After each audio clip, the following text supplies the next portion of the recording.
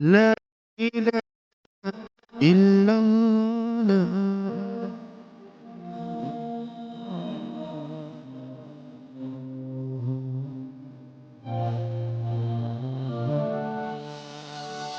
بسم الله الرحمن الرحيم.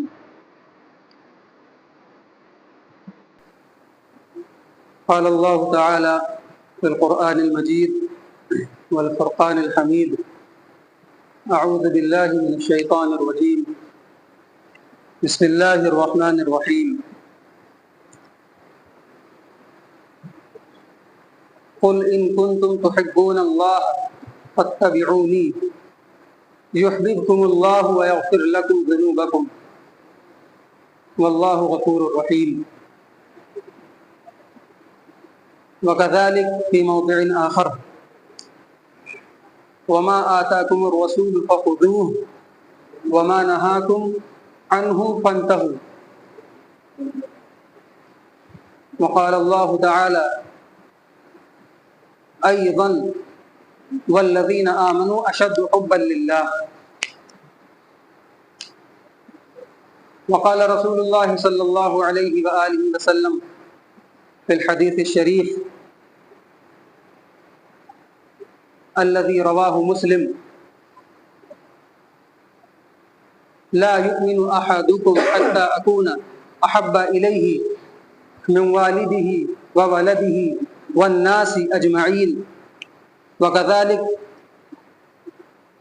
في موضع آخر: لا يؤمن أحدكم حتى أكون أحب إليه من أهله وماله والناس أجمعين، أو كما قال عليه الصلاة والسلام. میرے محترم بزرگوں، دوستو،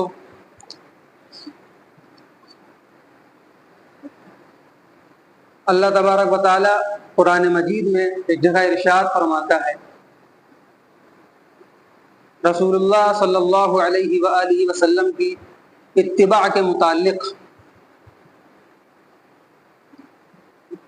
ان کی پیروی کے متعلق اور ان سے محبت کے متعلق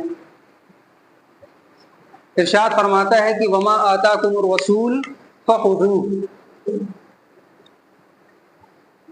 کہ اللہ کے رسول صلی اللہ علیہ وسلم جو کچھ بھی لے کر کے آئے ہیں، جو کچھ بھی لا کر کے تمہیں دیں، وما آتاکم الرسول فخذوہ، تو اسے تم لے لو،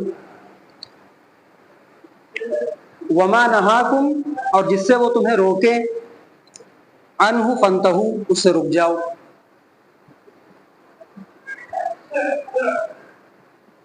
اس آیت کریمہ میں اللہ تبارک و تعالی اپنے محبوب کی پیروی کے متعلق تو بتا ہی رہا ہے، لیکن اگر تھوڑا ہم شعور استعمال کریں، تھوڑا ذہن استعمال کریں، تھوڑا دماغ لگائیں، تو پیروی اور اتباع اور فرمانبرداری کے ساتھ ساتھ اللہ تبارک و تعالی اپنے محبوب، اپنے حبیب اور اس کی محبت کے متعلق بھی ہمیں بتا رہا ہے۔ کہنے کا مطلب یہ ہے کہ اللہ کے رسول اللہ تعالیٰ کے پاس سے جو کچھ بھی تمہیں لا کر دیں، اسے تم بلا چوں چراں کے مان لو۔ اس میں پھر یہ نہ بتاؤ اچھا ایسے کیسے، یہاں پر یہ کیسے، یہ کیسے ہوا، یہ نہیں کرنا ہے۔ فخذوہ، بس اسے لے لو، اسے مان لو۔ سمعنا و اطعنا، ہم نے سننا، ہم نے مان لیا، ہم نے اطاعت کی۔ ہمیں اس طور پر اس چیز کو لینا ہے۔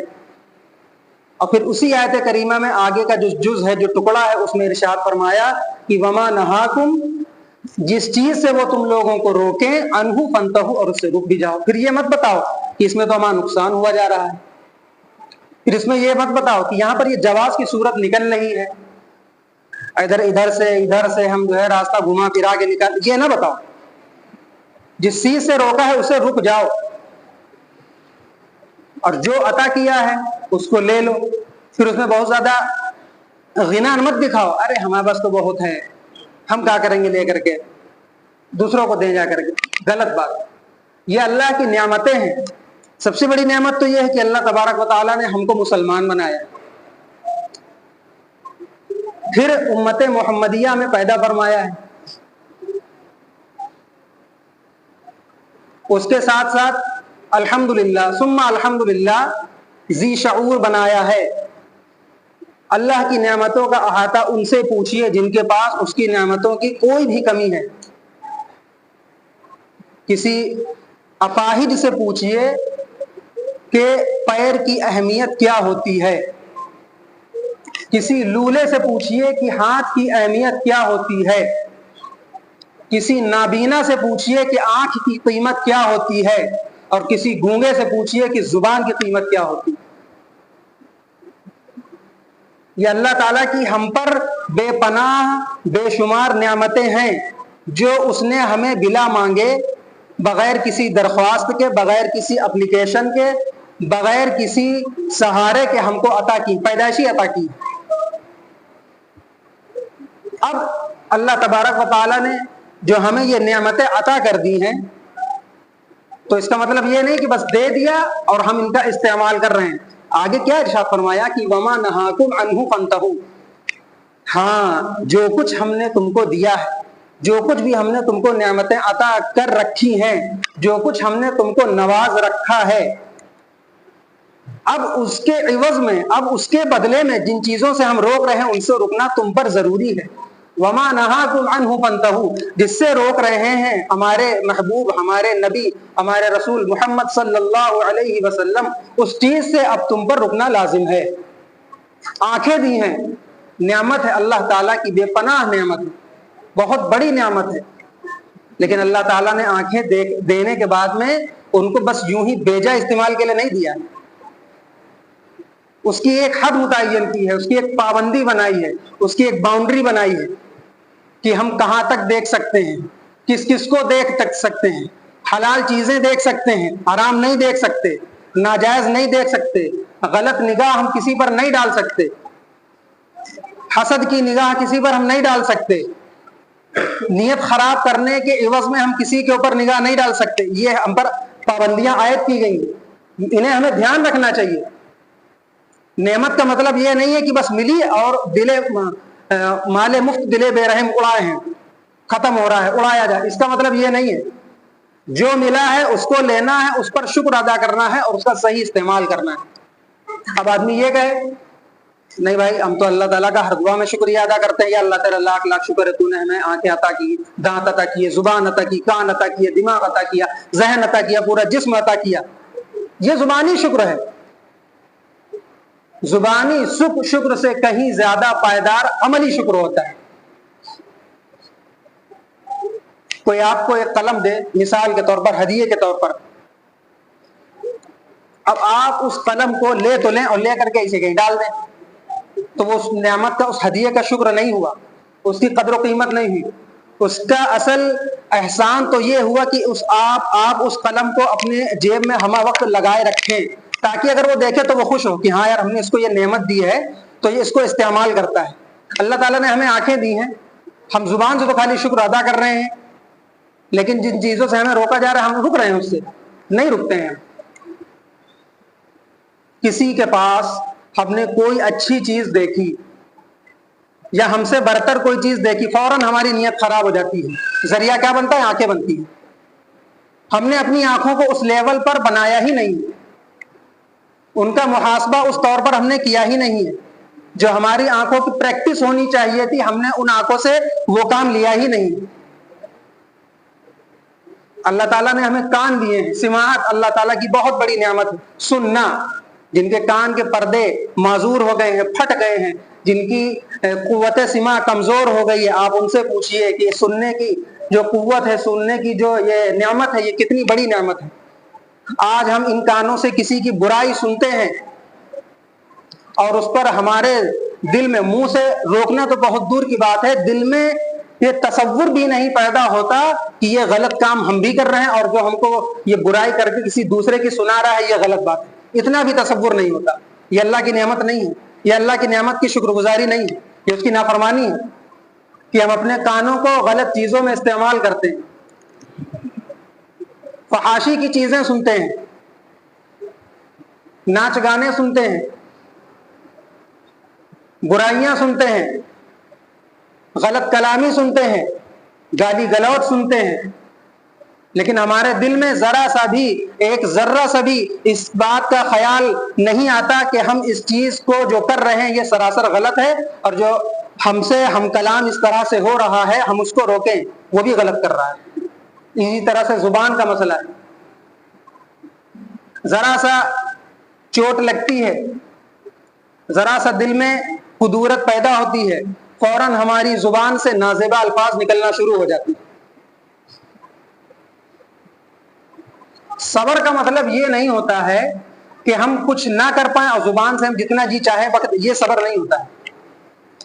صبر اس کو کہتے ہیں کہ اللہ تعالیٰ نے آپ کو قوت دی ہے، آپ کو صلاحیت دی ہے، آپ کو ایسا بنایا ہے کہ آپ اس سے زبانی اور جسمانی دونوں طور پر بدلہ لے سکتے ہیں، اس کے باوجود آپ معاف کر دیں، یہ ہے اعلیٰ صبر۔ کمزور اس سے پڑ گئے، چہچہا کے بیٹھ گئے، الٹا سیدھا بک بکا دیا، لیکن مقابلہ کرنے کی تو ہمت نہیں، پھر کہہ رہے ہیں کہ اللہ ہم نے صبر کر لیا اب تو دیکھنا، یہ صبر تھوڑی ہے، اسے صبر نہیں کہتے ہیں۔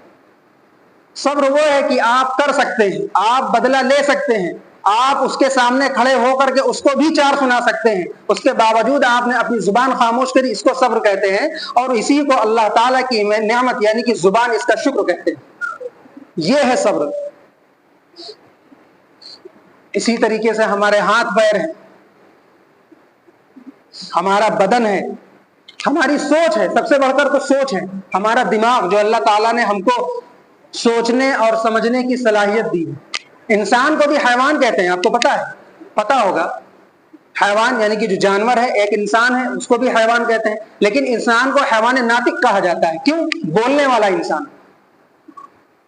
حیوان ناطق کیوں کہا گیا؟ کیونکہ انسان وہ بات چیت کر سکتا ہے، وہ بول سکتا ہے، اپنے مافی ضمیر کو آپ کے سامنے رکھ سکتا ہے، اپنی جو پریشانیاں ہیں وہ آپ کے سامنے بیان کر سکتا ہے، آپ کی جو پریشانی ہے اس کو خود سمجھ سکتا ہے، اسے سمجھ کر کے ان کا مداوع کرنے کی، ان کو حل کرنے کی کوشش کر سکتا ہے۔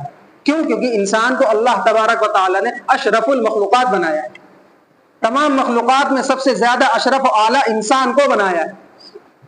کیوں؟ کیونکہ اللہ تعالیٰ نے انسان کو دماغ، ذہن اور زبان دی ہے۔ کیا اس پر ہمارا یہ حق نہیں بنتا کہ ہم اللہ تعالیٰ کا شکریہ ادا کریں؟ ضرور بنتا ہے، لیکن ہم غافل ہیں، ہم شکر ادا کر نہیں پاتے، یہ دور کی بات ہے، کرتے ہی نہیں ہیں۔ کوئی اگر یہ کہے کہ ہمیں وقت نہیں ملتا ہے، بالکل سراسر جھوٹ بات ہے، لگی لپٹی باتیں ہیں، بہانے بازی ہے، عیاری ہے، مکاری ہے۔ ہم شکر ادا کرتے ہی نہیں، کرنا ہی نہیں چاہتے۔ ارے اللہ تعالیٰ کوئی ہم سے یہ تو کہہ نہیں رہا کہ آپ ہر وقت شکر کے لیے ہمارے سامنے سجدے میں پڑے رہیں۔ شکریہ کا مطلب یہ ہے کہ جو کچھ اس نے آپ کو نعمتیں عطا کی ہیں ان کا صحیح استعمال کریں۔ زبان دی ہے، کسی کو ہم اپنی زبان سے تکلیف نہ پہنچائیں۔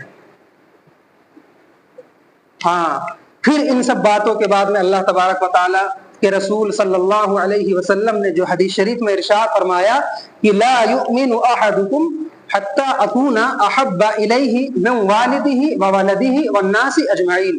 ایک جگہ اسی طرح سے ایک اور ارشاد ہے، اس میں صرف دو الفاظ بدلے ہوئے ہیں۔ ارشاد فرمایا کہ حتی اکون احب الیہ من اہلہ ومالہ والناس اجمعین۔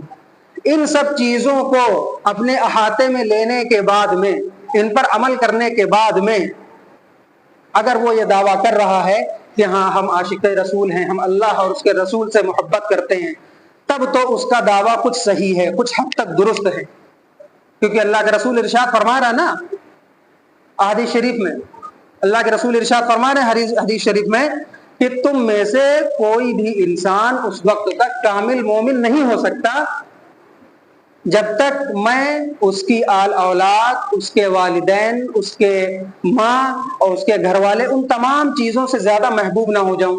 آگے ارشاد فرمایا من اہلہ ومالہ، اس کے اہل و عیال، جو اس کا خاندان ہے، اور دوسری چیز انسان کو جو سب سے زیادہ اپنے خاندان کے بعد محبوب ہوتی ہے وہ مال ہوتا ہے۔ من اہلہ ومالہ، اور اس کے مال سے زیادہ نہ محبوب ہو جاؤں تب تک کہ وہ کامل مومن نہیں ہو سکتا۔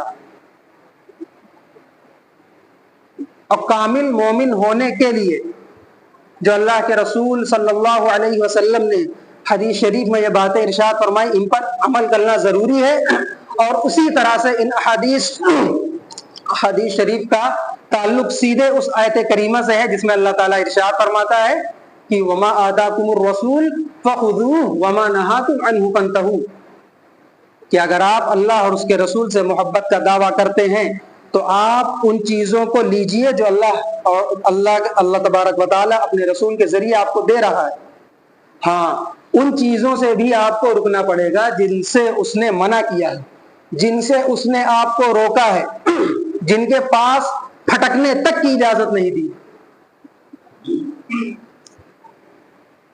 اللہ تبارک و تعالی ہم سب کو کہنے سننے سے زیادہ عمل کرنے کی توفیق عطا فرمائے۔ وآخر دعوانا ان الحمد للہ رب العالمین۔